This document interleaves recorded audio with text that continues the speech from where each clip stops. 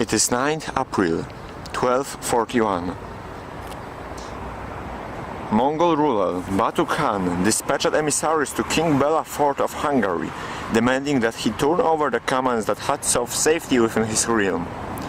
Batu Khan claimed that nomadic commands are his subjects as his troops had defeated them and conquered their lands. Following Bela's refusal of his demands, Batu Khan ordered his chief military commander, Subutai, to begin planning for an invasion of Europe. A gifted strategist, Subutai sought to prevent the forces of Europe from uniting so they could be defeated in detail. Dividing the Mongol forces in three, Subutai directed two armies to advance on Hungary, while third was set farther north to the Poland. This force, led by Baidar, Kadan and Orda Khan, was to raid through Poland with the goal of keeping Polish and Northern European forces from coming to the aid of Hungary. Moving out, Orda Khan and his men rampaged through northern Poland, while Baidar and Kadan struck in the south. During the early parts of the campaign, they sacked the cities of Sandomierz, Zawichow, Lublin, Kraków and Bytom. Their assault on Wrocław was defeated by the city's defenders. Hello there guys, Cyrus the Great here, and you are right in my first special video for first milestone 100 subscribers. So, as you can see, we are gonna talk a little about Battle of Legnica, 1241, southwestern Europe. So, reuniting the Mongols leader, the King Wenceslas I of Bohemia, was moving towards them with force of 50,000 men. Nearby, Duke Henry the Pious of Silesia was marching to join with the Bohemians. Seeing an opportunity to eliminate Henry's army, the Mongols rode hard to intercept him before he would join with Wenceslas. On April 9, 1241, they encountered Henry's army near present-day Legnica in southwest Poland.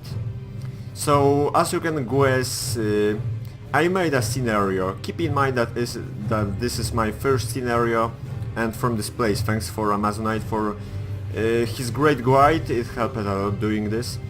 So this is 1 versus 1 in Teutonic expansion.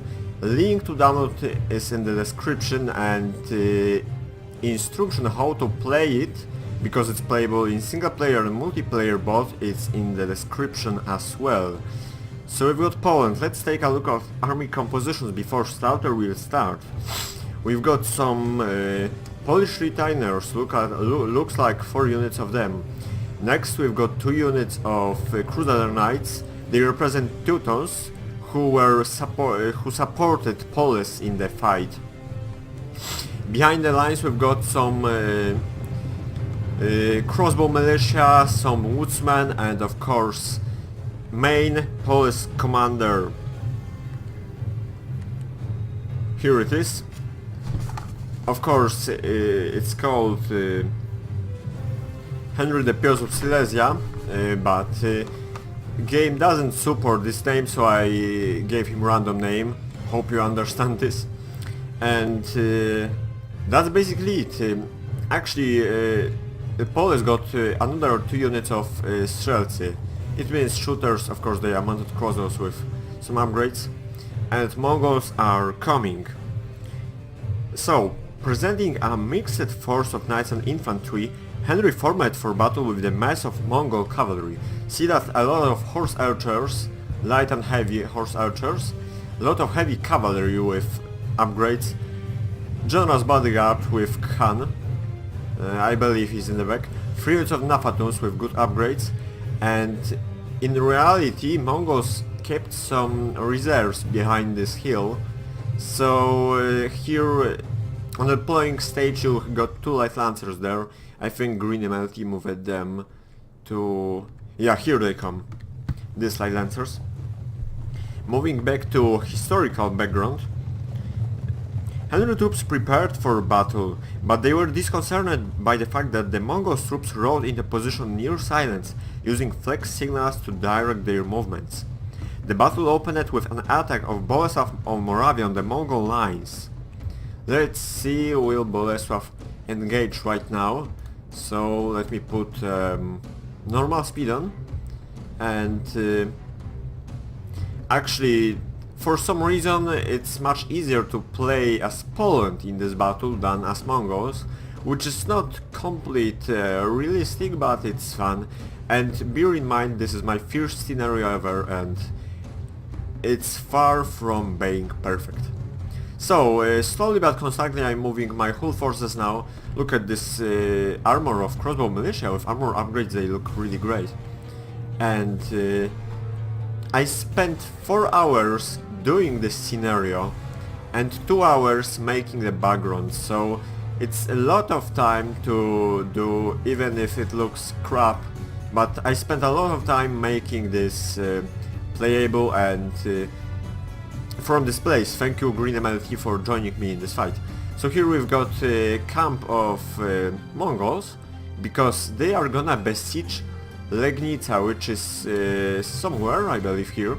This is not a great way to represent the city, but I couldn't find better and I was too lazy to build city from buildings and walls. So I just placed this model. I think it's quite similar. Here we've got Mongols horse archers harassing my flank, but here comes my crossbow militia, and here comes my streltsy shooters. And see what I'm gonna do now. And remember that this battle is not it's not designed to be exactly historical accurate. So I lost some troops in the process, but right now I'm gonna strike right into his horse archers, see that? And they are charging as well because they think they can hold in melee. But here's the thing, my guys have access as secondary weapon, and I think they will hold for a few seconds until my general's bodyguard will come to the help. So here comes Henry the Pious with devastating charge. Look at this. Bang! Great impact of the charge, and that's gonna kill a lot of these Mongol heavy archers, even if they are heavy, but General's bodyguard is much better than them. So here comes my main forces, here comes my Polish returners and Crusader Knights, and because I see he's unprepared, he's busy doing the microing on the left flank, so I'm gonna strike right now. Here comes the first charge, my crossbows are firing their cavalry, and the epic slaughter will begin. So, going backwards to background story. Advancing the front of rest of Henry's army, both of men were repulsed after the Mongols nearly surrounded their formation and peppered them with arrows. As Bolesław fell back, Henry sent forward 2 divisions under Cyrus and Meszko of Poland. Storming towards the enemy, their attack appeared successful and the Mongols began retreating.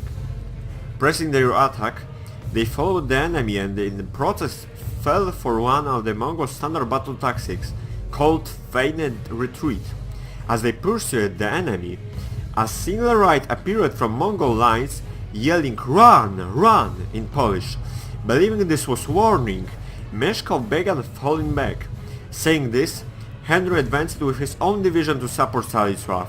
The battle renewed. The Mongols again fell back with Polish knights in pursuit. Having separated knights from infantry, the Mongols turned an attack. And if you are watching this, which I hope so, this battle we see here, it's completely inaccurate because I'm slaughtering Mongols, my cavalry is winning and my sergeants have engaged his cavalry. So the battle is in my favor. Right now I'm gonna get Sweet Church, I believe, somewhere. Perhaps not, never mind. But in the reality, they were pulling back, they were retreating, and listen up what happened next. Surrounding the knights, they used smoke. So for representing smoke, I used 3 units of Nafatuns with upgrades. I think that's good enough. And they used smoke to prevent European infantry from seeing what was happening. As the knights were cut down, the Mongols rode in on infantry flanks, routing and killing the majority. In the fighting, Duke Henry was killed as his bodyguards tried to stop the carnage, but it was not enough. His head was removed. Look at this, it's just great. His head was removed and placed on a spear which was later painted around Legnica during siege. But what is interesting actually is that after this battle the Mongols pulled back to Mongolia just because they had to go to the elections because Khan died. Here we see I think it was Baratai, it was Baidar. Oh, that was brutal. Here we see Baidar engaged with my Polish knights. The enemy general is slain. But right now he's dead. His men's resolve. So if I will sum this up, I think like it was 6 hours doing this whole video. So if you could appreciate it, at least commenting this and testing this battle in multiplayer and single player, telling me what do you think went right and what do you think is screwed, it would be very nice. So here I'm mopping out rest of his forces. His Persian cavalry is trying to chase my Crusader knights, but it's not enough. I have a big advantage over infantry right now, and my crossbows are shaken. My woodsmen are ready. I gave them ridiculous upgrades to at least hold the line for a while. And I think the battle works. It was always one of my dreams to make this battle, and thank you Paladin Bob for inspiring me to do it. So that's basically the battle. I think the map isn't actually best, but as beginning I'm pretty happy with results. So of course Poles lost this battle, but Mongols never came back again to harass Europe. And nowadays look how small country Mongols are. Big imperium turned into a small country. My lord, only half of our Here comes my forces Crusader Sergeants. They represent some Teutonic knights, dismounted Teutonic knights, which Victory came is to ours support. upon our wounds well earned.